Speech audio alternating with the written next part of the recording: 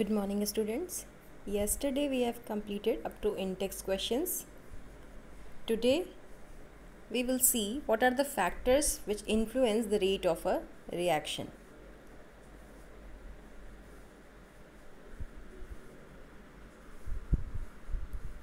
The rate of a reaction depends on two factors. The one is concentration of the reactants and temperature. It also depends on catalyst, because we know that catalyst doesn't change the equilibrium conditions but it changes the rate of the reaction. हमने class 11 में भी पढ़ा है ना, अगर हम catalyst use करते हैं तो रिएक्शन की रेट फास्टर हो जाती है. ठीक है, तो ये rate of reaction depends on these three factors. ठीक है, यू विल राइट दिस. आप ये तीनों फैक्टर्स पहले लिखेंगे. कौन कौन से हैं वो factors? Factors influencing rate of reaction, you will write. What are the factors? Concentration of reactant, temperature and catalyst.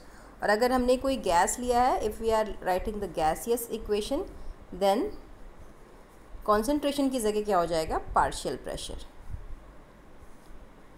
ठीक है, तो रेट ऑफ रिएक्शन किन चीज़ों पे डिपेंड कर रहा है? Concentration of reactant, temperature and catalyst. In case of gaseous equation the rate of reaction will depend on partial pressure instead of concentration of reactant. ठीक है, तो ये चीज़ें आप अभी लिख लेंगे. ठीक है, let us move forward. That is dependence of rate of a reaction on concentration. अब हम लोग पहले देखेंगे कि concentration पे rate कैसे डिपेंड करती है. ठीक है, students, we have studied earlier that rate is nothing, it is the disappearance of reactant with respect to time or appearance of product with respect to time. ठीक है, ये हमने कल देखा था. सो रेट कॉन्सेंट्रेशन पे कैसे डिपेंड करेगी, कहीं ना कहीं हमें समझ में भी आ रही है ये बात. ठीक है, लेकिन जब हम लोग रेट को कॉन्सेंट्रेशन के टर्म्स में रिप्रेजेंट करते हैं, the rate of the reaction is represented in the terms of concentration, then this type of equation will become rate law. तो इसको हम लोग क्या बोलते हैं? Rate law. ठीक है, तो रेट लॉ आप यहाँ आपको दिख रहा होगा, आई होप आप इसको लिख डालेंगे. ठीक है, your heading will be rate law and you will write from here the representation of rate of reaction in terms of concentration of the reactant is known as rate law. ठीक है, इतना आप लिख लेंगे. उसके बाद हम लोग देखते हैं रेट लॉ को कैसे एक्सप्रेस करते हैं और रेट लॉ में कौन कौन सी क्वांटिटीज़ आती हैं और उन्हें हम कैसे एक्सप्लेन कर सकते हैं. ठीक है, let us move to a hypothetical equation. We will assume a hypothetical equation, that is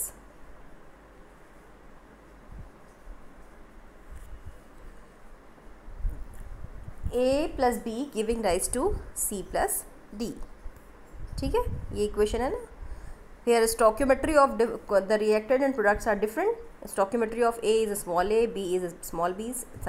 Similarly C having small c and D having small d. ठीक है, तो ए बी सी डी जो स्मॉल लेटर्स में, they are stoichiometric coefficients of reactants and products. ठीक है, तो अब हम इसके लिए रेट एक्सप्रेशन कैसे लिखेंगे? रेट के लिए मैंने आपको बताया it depends on the concentration of reactant और प्रोडक्ट बोथ. ठीक है, लेकिन अभी जब हम लोग रेट एक्सप्रेशन की बात करेंगे, रेट लॉ की बात करेंगे, तो हम लोग इसको हमेशा रिएक्टेंट के टर्म्स में ही बताएंगे. ठीक है, तो क्या होगा इसका rate? Rate will be equal to a and b are the reactants. ठीक है, इनकी हम मोलर कॉन्सेंट्रेशन लेंगे तो स्क्वायर ब्रैकेट्स बनाएंगे. ठीक है, और ए की स्टोइकियोमेट्री जो ए है और बी की स्टोइकियोमेट्री जो बी है वो हम पावर में सीधे सीधे नहीं लिखेंगे, क्योंकि हमें नहीं पता है कि इसी के टर्म्स में रेट वैरी कर रही है या नहीं कर रही है. ठीक है, तो यहाँ पे जो एक्सपोनेंट्स होंगे वो ए और बी नहीं होंगे, बल्कि हम लोग एक्स और वाई लिखेंगे. ठीक है, this x and y is different from a and b. ठीक है, ये कभी कभी ए और बी के बराबर भी हो सकते हैं एक्सपोनेंट्स, ये स्टोइकियोमेट्रिक कोफिशिएंट के बराबर भी हो सकते हैं. कभी कभी ये डिफरेंट भी हो सकते हैं, मोस्ट ऑफ द टाइम ये डिफरेंट ही होंगे. ठीक है, लेकिन कभी कभी ये स्टोकियोमेट्रिक कोफिशिएंट के बराबर भी हो सकते हैं, पर ये बराबर नहीं है। x and y exponentials are different from the stoichiometric coefficient a and b। ठीक है, तो ये जो हमने अभी एक्सप्रेस किया दैट इज़ रेट। ठीक है, and I think this should be the sign of proportionality.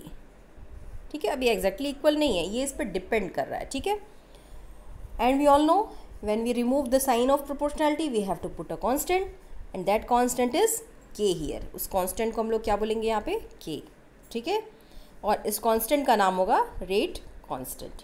ठीक है, तो बच्चों rate now we can write that rate will be equal to small k concentration, molar concentration of A exponential x and molar concentration of reactant B exponential y. This will be the rate law expression. ठीक है, sorry. Now if we have to calculate the value of K, what we will do?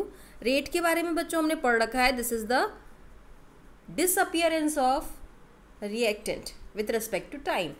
तो disappearance के लिए हम लोग क्या लिखते थे, minus delta R by delta T, है ना।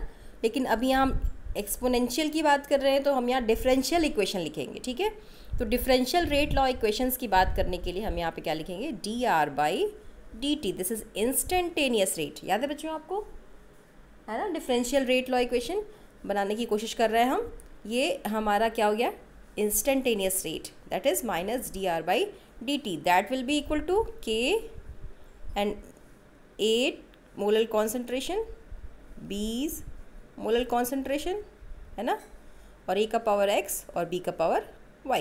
ठीक है, तो ये जो हमारा है ये क्या हो गया, this is differential expression of rate law, और इसी को हम लोग क्या बोल सकते हैं, डिफरेंशियल रेट इक्वेशन। ठीक है, ये क्या है, differential rate equation. Let me rub this all.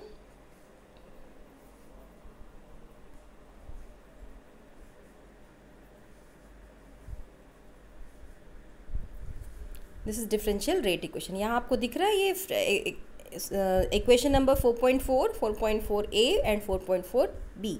ठीक है, तो आपको this is rate law expression, this is rate expression, ये जो है भी हमें दिख रहा है, दिस इज रेट एक्सप्रेशन। ठीक है, और ये क्या है, डिफरेंशियल रेट लॉ इक्वेशन। ठीक है, अब के क्या है, के रेट कांस्टेंट है, तो आप ये पूरा जो डेरिवेशन आपको दिख रहा है ये आप लिखेंगे, और उसके बाद आप रेट कांस्टेंट को भी यहाँ डिफाइन करेंगे, के is proportionality constant called rate constant.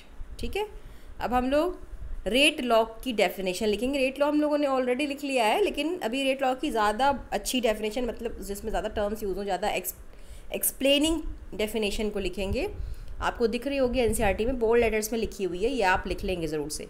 Rate law is the expression in which reaction rate is given in terms of molar concentration of reactants with each term raised to some power which may or may not be same as the stoichiometric coefficient of the reacting species in a balanced chemical equation. ठीक है, this is the definition of rate law.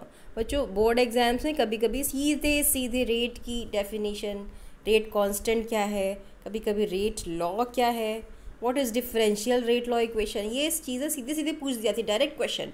तो अगर इस तरीके के direct question आपके exam में आते हैं, it is like a boon for you. आपको ये नंबर गेन करेंगे। ठीक है, आपको नंबर देंगे ये, तो ऐसी चीज़ों को हम हमेशा याद रखना चाहिए हमें, ताकि हम जो है ऐसे क्वेश्चंस कभी ना छोड़ें। ठीक है, okay, let us move forward. There is an example of formation of nitrogen dioxide.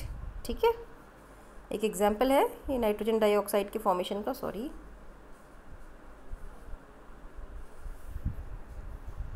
क्या है ये example, nitric oxide and oxygen is combining together and forming nitrogen dioxide. ठीक है, तो अभी जो हम लोग जो देखने जा रहे हैं वो ये देखने जा रहा है कि स्टोइकियोमेट्रिक कोफिशिएंट और जो एक्सपोनेंशियल है रेट एक्सप्रेशन में वो हमेशा इक्वल नहीं होते। ठीक है, हो भी सकते हैं, नहीं भी हो सकते। ठीक है, they are different from each other. तो अभी हम इस रिएक्शन में चेक करेंगे कि जो हमारे एक्सपोनेंशियल आते हैं एक्स और वाई रेट एक्सप्रेशन में, क्या वो यहाँ स्टोइकियोमेट्रिक कोफिशिएंट के बराबर हैं। लेट अस सी। इसके लिए एक टेबल बना हुआ है, आपको दिख रहा होगा, table number 4.2। Are you able to see this? This table shows initial concentration of, अभी इसमें रिएक्टेंट कौन है, नाइट्रिक ऑक्साइड और ऑक्सीजन, तो रेट दोनों पे डिपेंड करेगी, ठीक है।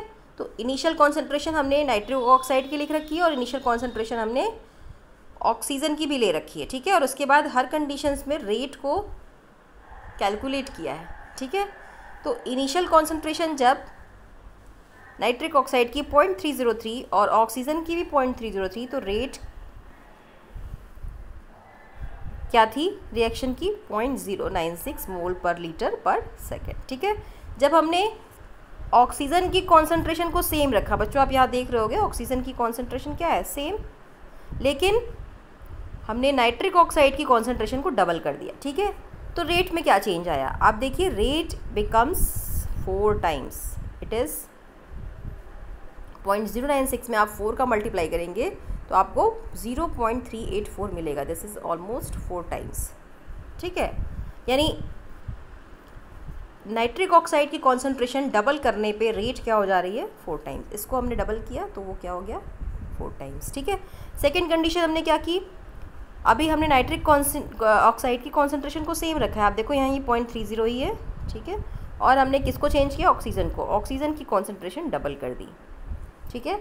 ऑक्सीजन की कॉन्सेंट्रेशन डबल की तो रेट पे क्या फ़र्क पड़ा, रेट बिकम्स 2 टाइम्स, आप इसमें 2 का मल्टीप्लाई करोगे तो रेट आपको 0.192 मिलेगी। तो यानी जब हम नाइट्रिक ऑक्साइड की कॉन्सेंट्रेशन को सेम रखते हैं, ऑक्सीजन की कॉन्सेंट्रेशन को डबल करते हैं, तो रेट भी हमारी क्या हो जाती है, डबल हो जाती है, ठीक है। थर्ड कंडीशन आप देखिए, थर्ड कंडीशन में हमने क्या किया है, हमने इसकी इनिशियल कॉन्सेंट्रेशन को, नाइट्रिक ऑक्साइड की इनिशियल कॉन्सेंट्रेशन को डबल किया है ना, और हमने ऑक्सीजन की कॉन्सेंट्रेशन को भी इनिशियल कॉन्सेंट्रेशन से डबल किया है। मतलब जब हमने दोनों को डबल कर दिया तो क्या होगा, जब हम सिर्फ नाइट्रिक ऑक्साइड को डबल करते थे तो रेट 4 टाइम्स रहता था, अभी हमने नाइट्रिक ऑक्साइड को डबल किया है तो रेट 4 टाइम्स तो होगा ही होगा, है ना। इसकी वजह से रेट कितना होगा, 4 टाइम्स। अब हम जब ऑक्सीजन की कॉन्सेंट्रेशन को डबल करते थे तो रेट भी डबल हो जाती थी, यानी अभी हमने ऑक्सीजन की कॉन्सेंट्रेशन को डबल किया है तो यहाँ रेट क्या हो जाएगी, double. And we know in the rate law expression the concentrations terms and exponentials are multiplied with each other. ये आप देखो इसमें ये मल्टीप्लिकेशन फॉर्म में है, तो यानी ये 4 और 2 दोनों मल्टीप्लाई हो जाएंगे और रेट हमारा हो जाएगा almost 8 times. Let us check, आप 0.096 में 8 का मल्टीप्लाई करो, you will get this value, ठीक है। तो अभी आपको समझ में आया होगा कि ये रेट जो है वो नाइट्रिक ऑक्साइड और ऑक्सीजन की कॉन्सेंट्रेशन पे कैसे डिपेंड कर रही है, ठीक है। कैसे डिपेंड कर रही है, नाइट्रिक ऑक्साइड की कॉन्सेंट्रेशन जब हम डबल करते हैं तो ये 4 टाइम्स होता है, जब हम इसको 4 टाइम्स करेंगे तो ये 16 टाइम्स हो जाएगा। इसका मतलब ये कहीं ना कहीं स्क्वायर फॉर्म में इसके वेरी कर रहा है, ठीक है। और ऑक्सीजन की कॉन्सेंट्रेशन को हम जितना बढ़ाते हैं रेट भी उतना ही बढ़ जाता है। तो मुझे लगता है अब आप रेट लॉ एक्सप्रेशन इसके लिए लिखने में एबल हो, आप लिख सकते हो, यू कैन राइट दिस। कैसे लिखेंगे हम लोग इसके लिए रेट लॉ इक्वेशन, अभी हमने पढ़ा व्हाट इज़ रेट,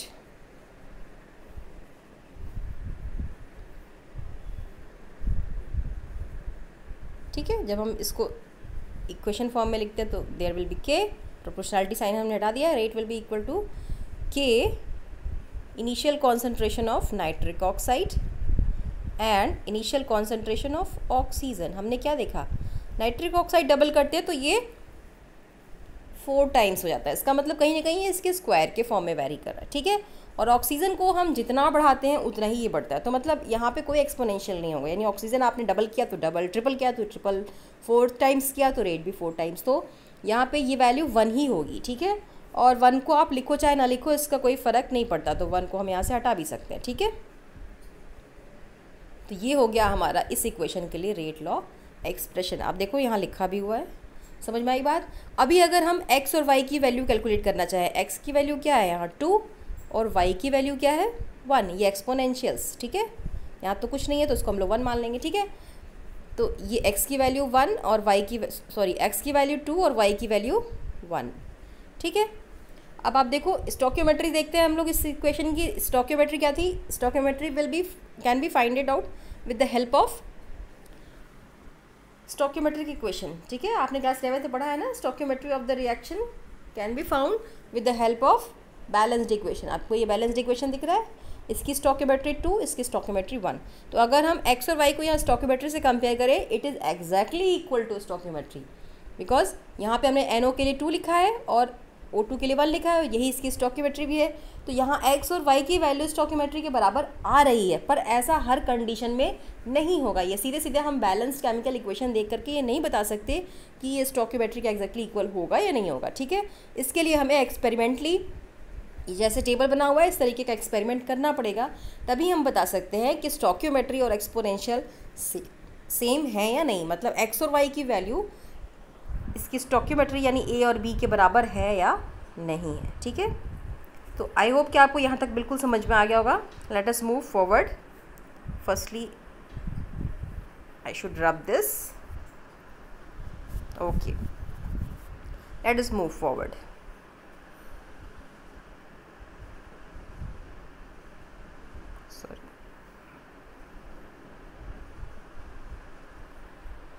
तो अगर हम इसके लिए डिफरेंशियल रेट लॉ इक्वेशन लिखना चाहें या डिफरेंशियल इक्वेशन लिखना चाहें, रेट एक्सप्रेशन, तो हम रेट की जगह क्या लिखेंगे? At the place of rate we will write minus dr/dt and that is equal to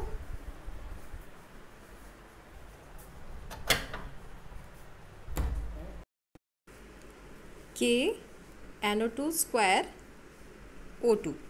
It means the differential rate law equation for this will be equal to minus dr/dt, तो हम जानते हैं this is rate, that is equal to k is the rate constant, then molar concentration of nitric oxide, ठीक है, x की value 2 and molar concentration of oxygen and the value of x is 1। तो 1 लिखने की तो हमें कोई ज़रूरत ही नहीं है यहाँ, ठीक है। तो इस तरीके से हम किसी भी इक्वेशन के लिए रेट लॉ एक्सप्रेशन लिख सकते हैं if we know how the rate of the reaction varies with the concentration of reactant, ठीक है। This is not exactly equal to the stoichiometric coefficient, लेकिन मैक्सिमम जगहों पे ऐसा भी होता है कि ये स्टोइकियोमेट्रिक कोफिशिएंट के इक्वल होता है, ठीक है। अब हम लोग देखते हैं कुछ और एग्जांपल्स जहाँ पे ये स्टोइकियोमेट्री के बराबर है या नहीं है, ठीक है। तो let us see some more examples. You can see the other examples, example number 1 and 2. The chloroform is reacting with chlorine and forming carbon tetrachloride and HCl, ठीक है। This is substitution reaction, हमने पढ़ रखा है ना। तो यहाँ पे क्लोरोफॉर्म और क्लोरीन दोनों के ही कॉन्सेंट्रेशन पे रेट डिपेंड कर रहा है, लेकिन यहाँ पे दोनों की स्टोइकियोमेट्री अगर हम देखें, both chloroform and chlorine having stoichiometric value 1, दोनों की ही वैल्यू क्या है 1।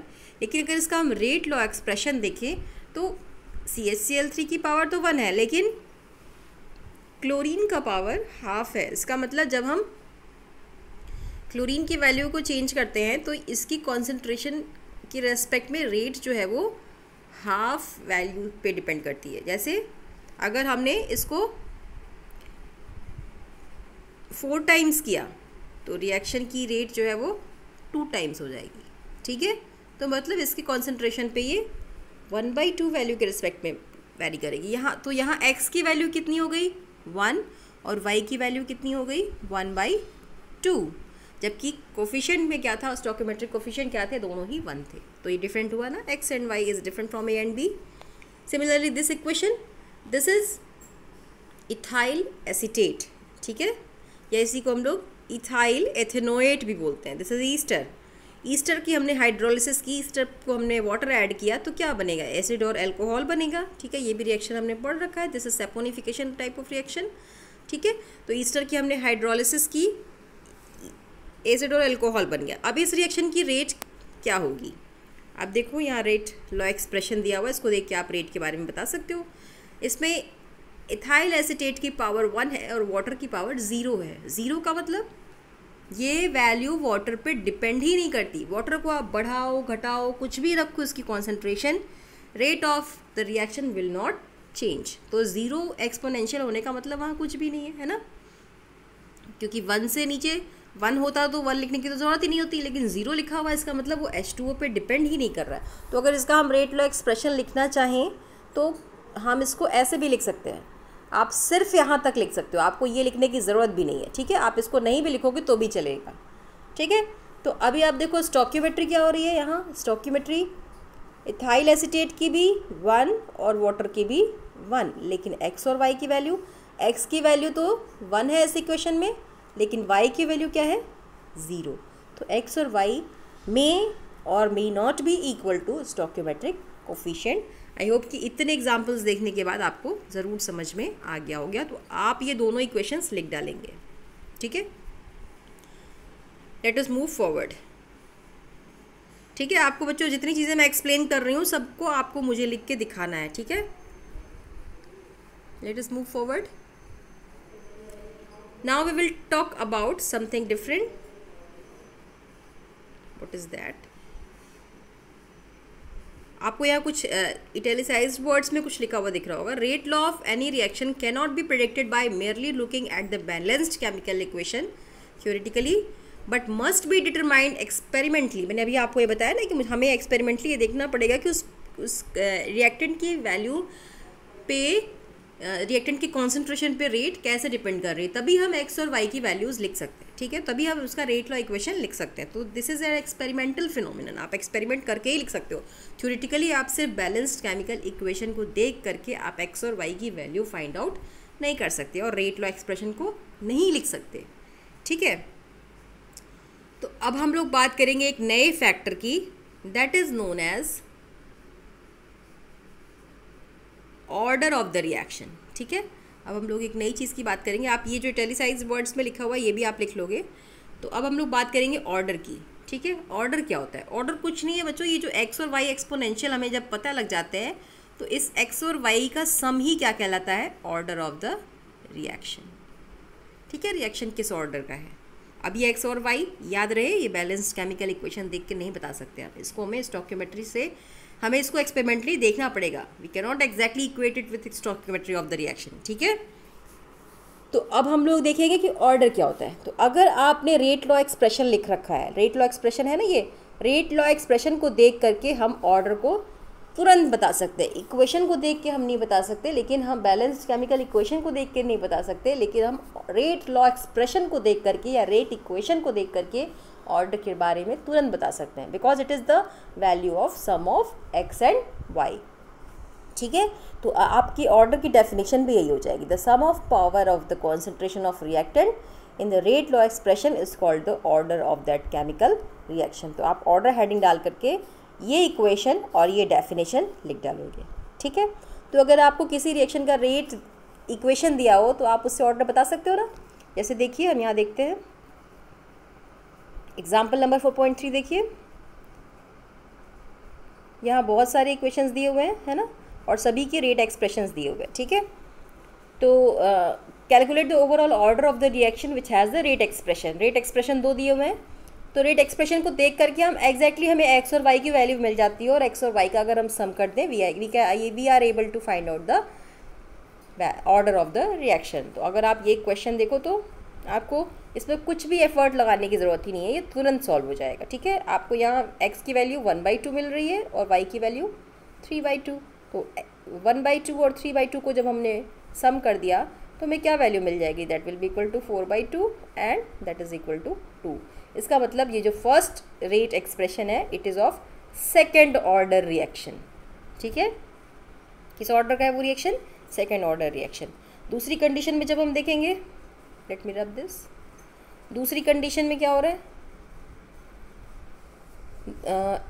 x की वैल्यू क्या है? 3/2 और y की वैल्यू -1। तो -1 का मतलब ये माइनस हो जाएगा, है ना। तो 3 - 2 दैट इज़ इक्वल टू 1। तो यानी ये वैल्यू आ जाएगी 1/2। It means this is half order reaction, ठीक है। सेकेंड क्या है? हाफ ऑर्डर, और फर्स्ट सेकेंड ऑर्डर। तो एक्स और वाई की वैल्यू बदलने के साथ रिएक्शन का ऑर्डर कैसे बदलता है ये आप देख पा रहे होगे बच्चों, ठीक है। तो अभी हमने कहाँ तक डिस्कस कर लिया? We have discussed up to the order of the reaction, order के बारे में कुछ और बातें हम लोग कल भी देखेंगे, ठीक है। और उसके बाद हम लोग बात करेंगे मॉलिक्यूलैरिटी की, ठीक है। और हम देखेंगे कि ऑर्डर और मॉलिक्यूलैरिटी में क्या डिफरेंस है, ठीक है। I hope you enjoyed the lecture and understand everything. Okay, so you complete all these topics whatever I have told you to write. आप इन सबको लिखेंगे और लिख करके मुझे दिखाएंगे. From tomorrow we will start order in detail. Okay, thank you very much.